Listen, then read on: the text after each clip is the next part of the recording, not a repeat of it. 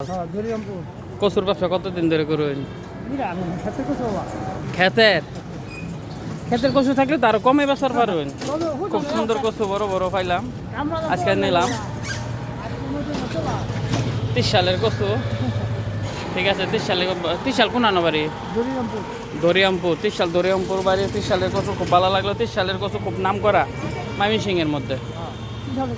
30 সালের কচু খুব নাম করা। যারা কচু লাগে আইসে আমাদের এলাকাতে এসে নিয়ে যান। মাঝখানের নতুন বাজার, খুব সুন্দর কচু কিনলাম। কচুটা কিন্তু না ছিললে, পাতা না কাটলে আমার লান বড়ই আছে। ঠিক আছে, কচুটা আমার লান বড়ই আছে। লইলাম কচুটা, খুব সুন্দর।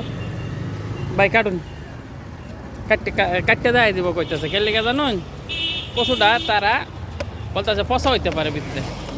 কাটটা দেখতে লই যান ভাই, আমার কাটতে দেখাইতেছে। হ্যাঁ, সুন্দর মতো। না না, ঠিক আছে, সুন্দর সুন্দর। এই যে কাটতে দেখাই দিল। অনেক সময় বলে পচা বাইরে। ঠিক আছে, কচুটা কাটতে দেখাইলো মুরব্বী, খুব ভালো মানুষ। মুরব্বীরা খুব ভালো লাগলো, খুব ভালো মানুষ। অনেকে তো ঠকাই না ব্যবসা করে, সেই ঠকাই না ব্যবসাটা করলো না। ওকে ভাই, রেখে দেয়। যারা আছেন কচু আইসে নিয়ে যান।